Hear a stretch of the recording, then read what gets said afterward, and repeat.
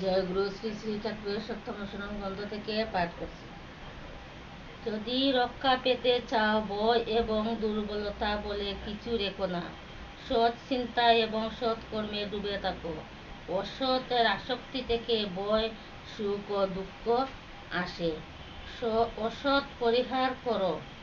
সৎ আস্থাবান হও, ত্রাণ পাবে। সৎ চিন্তায় নিমজ্জিত থাকো। সৎ কর্ম তোমার সহায় হবে এবং তোমার চতুর্দিক সৎ হয়ে সকল সময় তোমাকে রক্ষা করবেই করবে। জয়গুরু।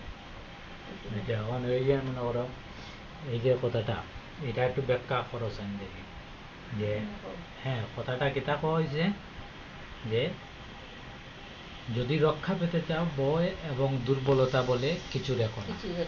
হ্যাঁ, এটা একটু করছেন দেখি। ঠাকুর ঠাকুর কইছেন যে যদি আমরা রক্ষা পেতে হয় তাহলে ভয় এবং দুর্বলতা, ভয় কোনো জিনিস থাকতো না। ভয় থাকতো না তখনই, ভয় তো আমরা সবার ভিতরেই আছে, কিন্তু কি ভয়টা কোন ভয়? ভয় এমন একটা জিনিস যে আমি যদি সৎ থাকি তাহলে আমার ভিতরে ভয় থাকার কথা না। হ্যাঁ, তাহলে এই ভয়টা দূর করতে হইলে আমার প্রথম কাজটা হইলে গিয়া আমি নিজে সৎ থাকতে হইব। হ্যাঁ, তাইলে সৎ থাকার একটা লক্ষণ হইলে গিয়া ঠাকুর এই জায়গাতে করছে। আর নাইলে তো আমার ভিতরে সবসময় ভয়ে কাজ করবে। ঠিক আছে, তাইলে ভয় যদি আমি নির্মূল করতে হয় তাহলে কিটা করতে হইব? আমি নিজে সৎ থাকতে হইব। আর সৎ থাকলে একটাই সুবিধা, যে সবসময় নির্ভয়ে আমি যে কোনো কাজ করতে পারি, কারণ আমার মনের ভিতরে কোনো ধরনের ভয়ে কোনো কাজ করতো না।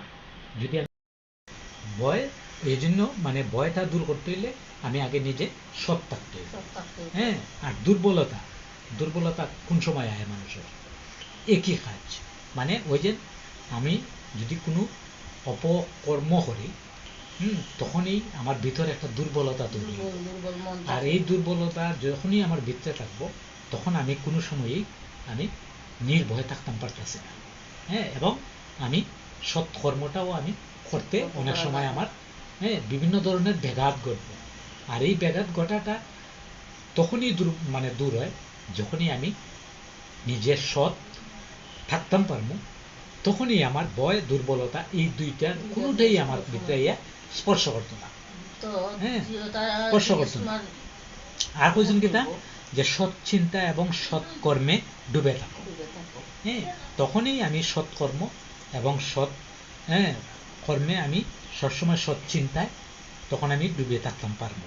তখন একনিষ্ঠাভাবে আমি ঠাকুরের কর্ম করতে পারবো। এরপরে কইছেন কি তা, অসতে আসক্তি থেকে ভয় আসে। ভয়, সুখ ও দুঃখ আসে। হ্যাঁ, কারণ অসতে যদি আমি আসক্তি থাকি তাহলে এই ভয়, সুখ এবং দুঃখ যেটা এগুলা আসে, বুঝছেন? এই দুঃখগুলা অসৎ কর্ম থেকেই এইগুলা আসে। তাহলে এই জিনিসটা আমার পরিহার করতে হবে।